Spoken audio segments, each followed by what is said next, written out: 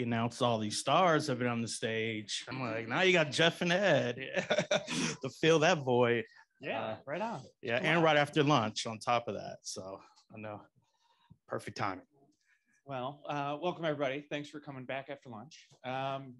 So Planet Fitness, excited to talk to you. Got a bunch of topics. But first and foremost, COVID, been a tough couple of years. How's business? Business is great, actually. So we're growing. We have a number of our locations that have more members pre-COVID. So we're growing. We're opening a bunch of new locations, and people we know want to be fit, and want to get back out and work out again, and not just for their physical, but for their mental too. So it's an exciting time for the brand. Very good. And you touched on that, so we'll jump there first. Yeah. I think Planet Fitness, iconic colors, big name. You guys are known, but one of the things I think you're most impressively known for is inclusion and kind of breaking down barriers. And we talked a little bit about how important that is on the mental side of things. And can you talk to us a little bit about the mental to accompany the physical fitness? Yeah, I mean, that was one of the reasons why I joined Planet Fitness, was that the company was really founded on inclusivity. The first thing you see when you walk into one of our locations is judgment-free zone. So it was a big reason why I was ecstatic to be a part of this organization. But in terms of the pandemic and what it's done, I mean, it's still one of our biggest factors for why people want to work out is intimidation, right? And fear. So this added an additional layer to that. But also the pandemic was something that really highlighted how movement is really part of your mental well-being. So people, along with myself, I mean, we were all stuck in the house at one point or another, and we realized that movement was a key for us to really relieve a lot of the stress that we're dealing with every day. So you saw some of that in our messaging with our national campaigns and from our national team, and I think it's gonna be a big highlight for us moving forward. Very good. Very good. Yeah, couldn't agree more. The more movement we get, the better we feel. Yeah. The better we feel, the better we are. So national and local. Tell us a little bit about your role in particular. I'm really at the DMA level. So Planet Fitness, even though it's a national brand, huge campaigns, we spend exponentially more resources at the local level. So we really are a hyper local brand, and that's really buying everything from a media gamut on a DMA level, but also on a club level. I mean, each club has its own marketing strategy ran by franchisees, ran by operators, and they know their communities and how to reach their communities. And working with their agency partners, they really navigate the intricacies of how to target their consumers.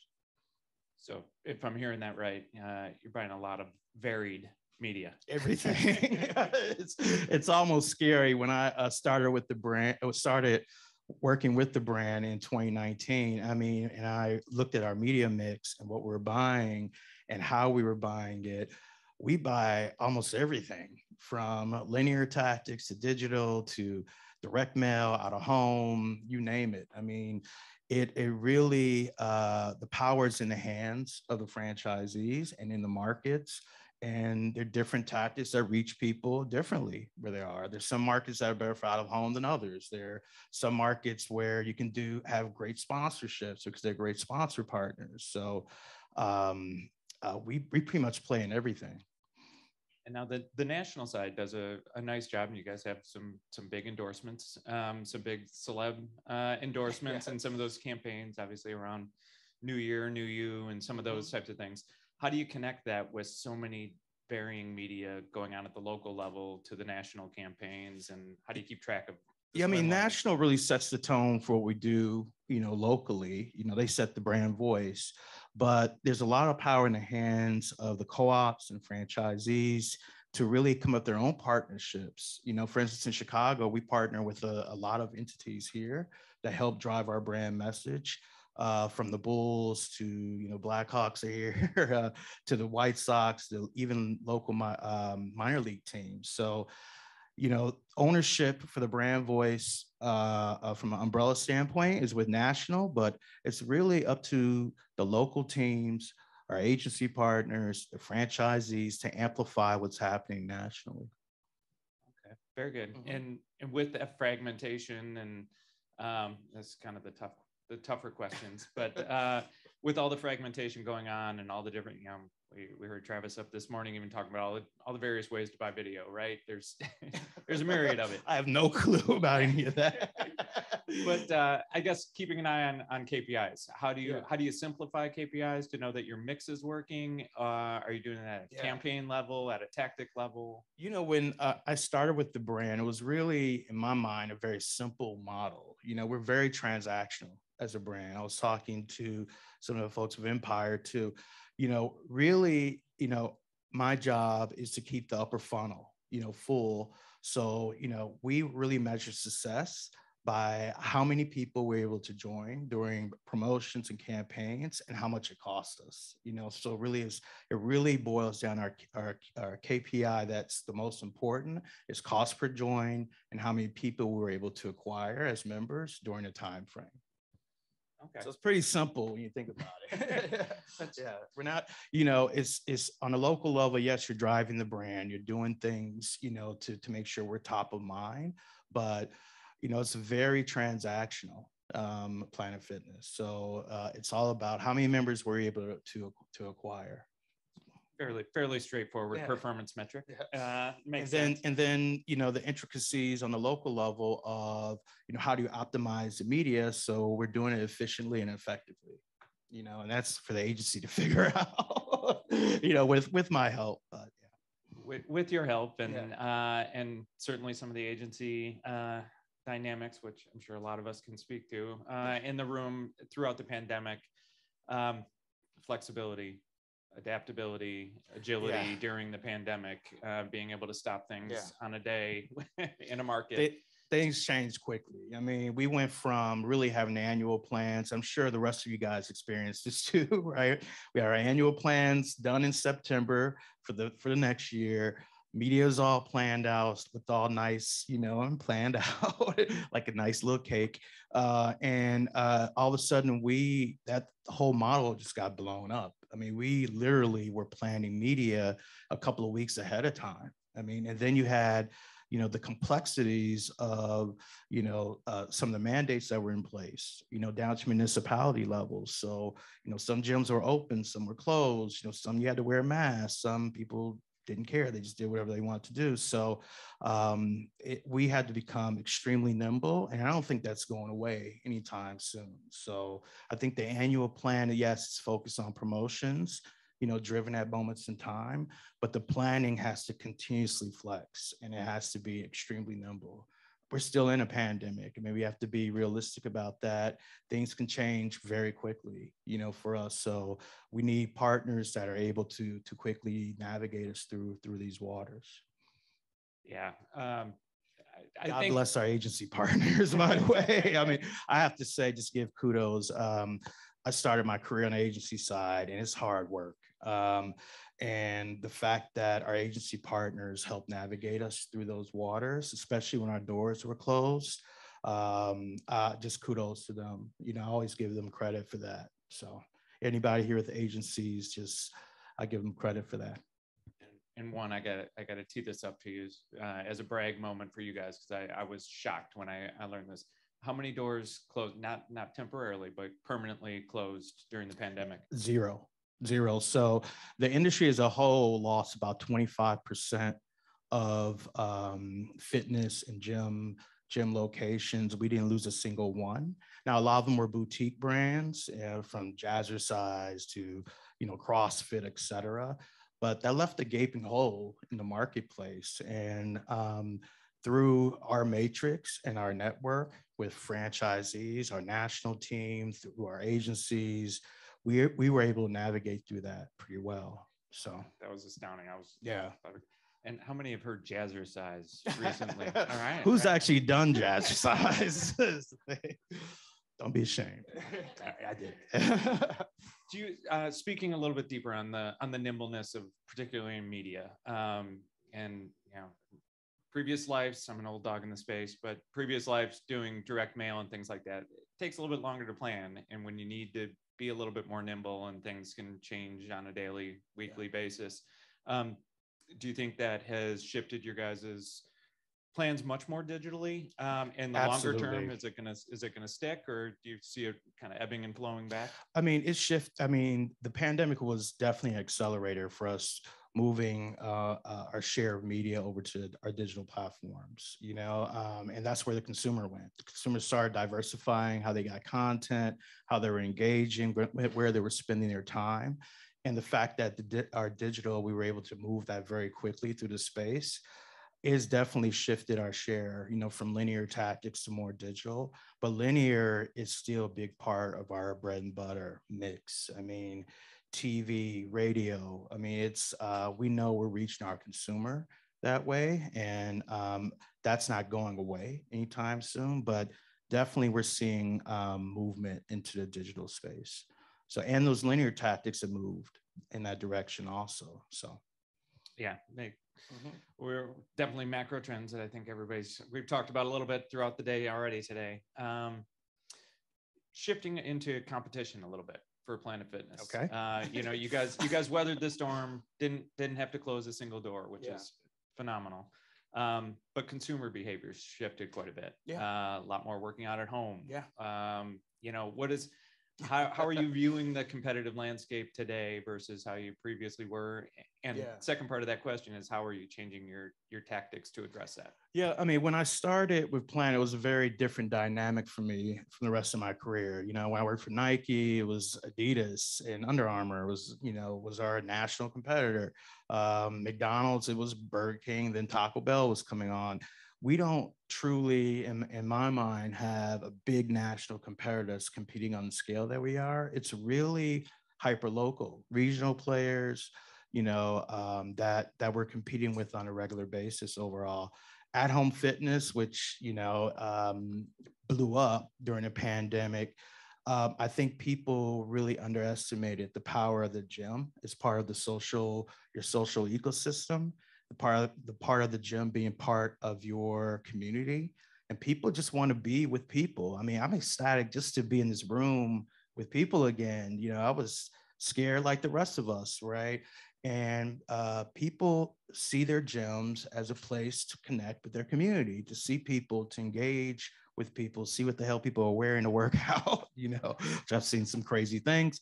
But yeah, it's just what's happened now, though, as an acceleration point for us is, Planet Fitness is become omni-channel, and people do want access to fitness just like any other retail, 24 hours a day, wherever they are. If they're in a hotel room, if they're traveling or whatever, or staying at home, or if they want to go to the gym, they want those experiences, and having one provider to be able to give that to them is what we're moving towards, and doing it in a seamless way. So these are all new waters for us. We knew it was coming, but the pandemic, with a lot of other things, accelerated this movement. And are you guys I guess communicating different? Is the messaging changing by who you're going after, or are you trying to address all? I don't think we're communicating differently. What's happened is the phone has become, our app has become the conduit to membership. People are downloading the app, they're getting content off the app. When you walk into the gym, you use the app to check in. We were talking about QR codes earlier today, and an old technology that all of a sudden the consumers adopted and had to adopt, because everyone wanted touchless experiences, right? So the app and mobile has become the conduit to membership for us. So you're seeing that being played up more in the messaging, more than anything. And it's going to continue, that experience is going to continue to lead the way to the gym. The frictionless experiences for the consumers. Yeah. I mean, when my whole background's retail, right? I never thought of the gym industry as retail. It is 100% retail. You have to be omni-channel to win in this retail, omnipresent to win in this retail environment. And, fitness centers and gyms, they're no different than that, and the fact that we have the brick and mortar with the digital experience, with the app, and we can reach people anywhere. It's a matter of creating the best seamless experience for people. Very good. And we kind of touched on this at the beginning a little bit, but I do think it's an important part to keep coming back to is the mental wellness aspect of working out and of connecting with consumers. However, again, removing friction for however consumers want to engage in that. Yeah. So how do you guys bring that into the physical locations? I mean, we've even started introducing something called a wellness pod, which really is about calming your mind and things like that. I mean, movement is medicine at the end of the day. And we learned that, and the pandemic, I think, highlighted that for all of us, right? I mean, you weren't human if you didn't experience some downtime during this pandemic. I know I did. And the thing that helped alleviate that a lot for me is, especially when our gyms were closed, is just getting out and walking and moving, riding my bike, working out at home. And that alleviated a lot for me. And I think people realize that now. Now it's about capturing people's attention and saying, stay on this journey, keep moving. There are 140 million people in the US that have no gym membership at all. Just keep moving. How do we get those people into our doors is very important for us right now. And what do consumers have to say? I know y'all look at me and think like, wow, bodybuilder, but hurtful. But I think you can run though. You look like a runner. You play soccer. I can't run. I can drive. The inclusivity part, and what do consumers say of breaking down that barrier of being, a little bit more of an intimidating gym environment and being, where consumers are going to shy away from coming in and being a part of. What do your guests have to say to you about those environments? How is that feeding into what you guys do? I mean, it's part of our mission, to welcome people, first time gym goers, to the most experienced gym goers. Stepping into a gym is intimidating. I don't care how long you've been working out. At one time or another, I kind of looked like a bodybuilder, especially when I played football. And even going to a new gym was kind of intimidating, right? You're stepping into a new classroom as a kid, it felt like, So really just, you see constantly in our message about judgment-free zone, accepting people for who they are, where they are along this journey. That's our brand voice, and that's going to continue to lead us into this generation right now. So, very good. Yeah. Let's see. I think going momentarily here back into the media side, with the fragmentation, with the KPIs, and understanding it's not simple, and nor is it easy. No, but, it's not the performance metrics of looking at how many new registrations you're getting. I guess looking at market to my market. I live in Austin. Yeah. So as you look at, are you building different consumer cohorts, and do you go after different folks in different markets? How are you looking at the consumer side of things, and what signals do you get that gives you that? We don't have, because the brand really is about reaching everybody, we don't have that, that heavy gym goer that we're targeting. Like in the fast food industry, you have the heavy fast food user, right? So our consumer base. Them too. Yeah. Oh yeah. You got to add that. I mean, our target is very broad, right? Our segmentation isn't at the place where I think it should be, to be honest with you. I think we need to talk to different people, maybe a little differently. But we cast a wide net, to capture people. And it's amazing what's happening with the brand right now. The brand is getting younger, a lot of Gen Z. That's our growth driver right now. And that wasn't even necessarily the audience we were initially talking to. I mean, we're talking to the 25 to 54-year-old, especially with our linear tactics. So I think there's a lot of work and opportunity for us, as well as, that's why I'm excited to be here today, to hear how other brands are thinking about segmentation, especially with the consumers, on how they're doing that. Especially, you have to have a massive content machine, to also talk to people differently, So a lot of opportunity for us in that sense. And then the geo piece. I mean, people in Chicago are different than people in Austin, right? I mean, you guys got great beef brisket. Just kidding. We have great hot dogs. No, it's it's just that's a big part of the equation also. Weather. People don't think about it. When it's hot outside, sometimes people don't want to go to the gym. They just go outside and work out. So there are a lot of things that play into that, but I think there's a lot of work for us to do. And hopefully we'll have a unified CDP to help us guide us in that situation. But really it's working with our agency partners who have a lot of data. We have a lot of internal data and making sure we're reaching our audience, where they live. So. You mentioned weather, so I wanted to touch on seasonality with you for a minute. Yeah. There's at least a perception it's all about the new year, right? New year, new you. Who doesn't do that? Come on. We all have New Year's resolutions. It's always fitness is a part of that. But yeah. How much of your business is dependent on that push? And are you working to smooth that out over the course of the year? I just think we have to follow where people go. We can't change the fact that people think about the new year as a clean slate and how they want to address their fitness journey and their wellness journey. So January, when I started with Planet, they told me point blank, January, if you have a great January, your year's made. Just January. I just never experienced that with any of the other brands I worked with. But it's true. I mean, New Year's resolutions are part of all of our lives, and fitness is first top of mind thing that people are thinking of there. But the one thing, yes, that happened during the pandemic, we started seeing some shifting in seasonality where, April became a key month for us, March, so the pandemic definitely shifted that trend for us. But still Q1, January, New Year's resolutions, everybody wants to be sexy again, everybody wants to be fit. It's always going to be part of the equation. And last thing, and then we'll open it up for a little bit of questions, but you made mention to something, younger generations coming into the fold at a higher rate than expected. You were targeting a little bit older, but you're getting a little bit younger. But you made mention of a program you guys are doing during the summer months, which I think is brilliant. Yeah, I'm excited about this.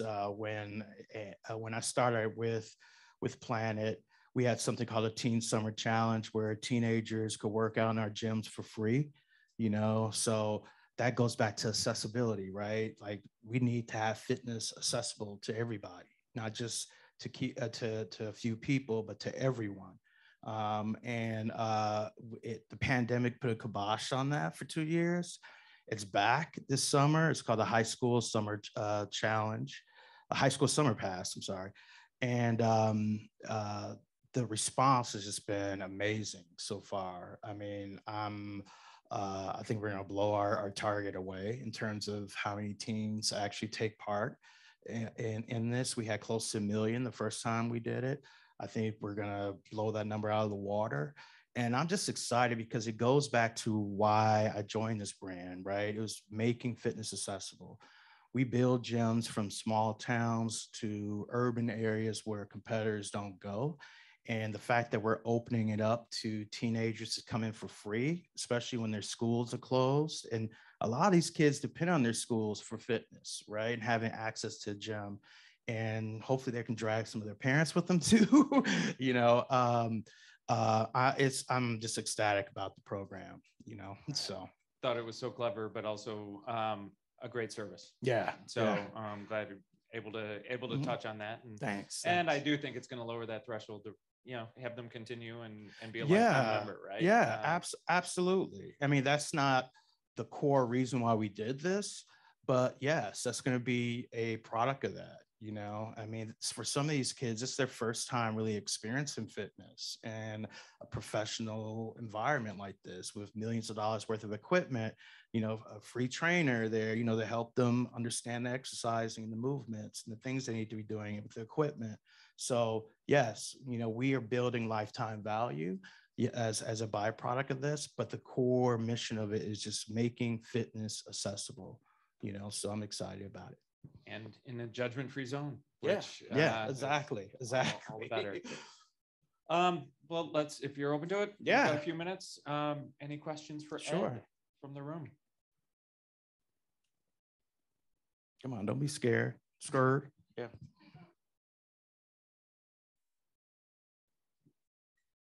Typically, the Times Square activation was, a huge part of the campaign for New Year's Eve.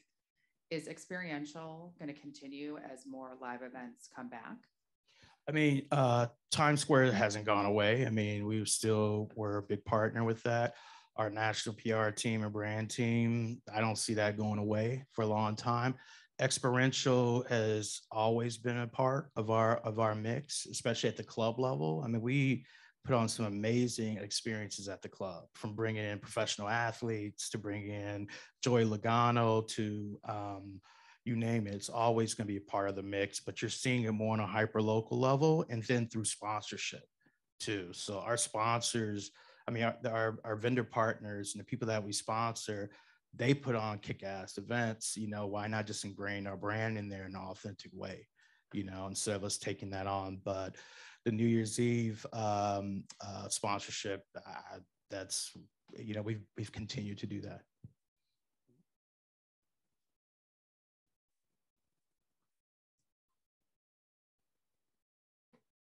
Hi there. You talked about the driving force of Omni as a retailer. Yeah.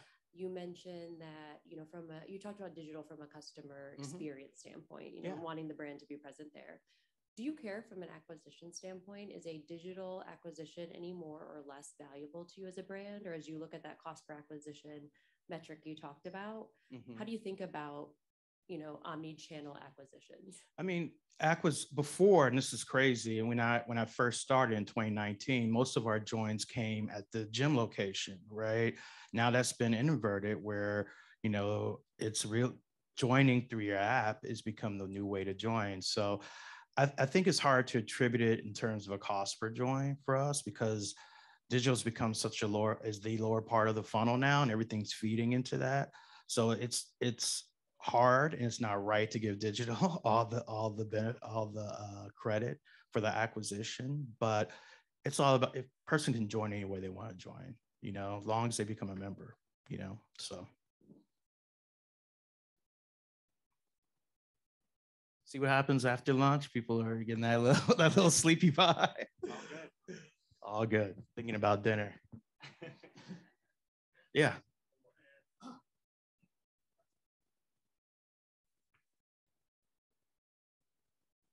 I'm just curious. So you mentioned that it's all about driving. It's not like a cost per install, but driving signups.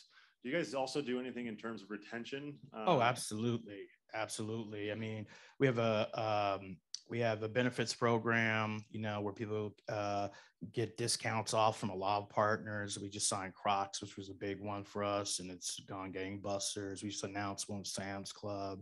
We target our members internally with emails, sponsorship opportunities for people to go to our sponsor events, like, getting discount for tickets for Bulls, etc. It literally pays for your membership. I mean, the baseline membership for Planet Fitness is $10 a month, so that's the cost of HBO. I think it's a little less than HBO, to be honest with you. I love HBO, so no knock on that. But yeah, it's retention churn is a big piece of our model. How do we slow that down? How do we keep people longer? And I think loyalty programming is a big opportunity for us. Our chief digital officer just presented something a couple of weeks ago, which I'm excited about. So, but slowing down churn, keeping people engaged, no matter what they're doing, if they're coming into the gym or not, that's how you keep them as members. Well, Ed, thank you very much. Thank you. Great seeing everybody.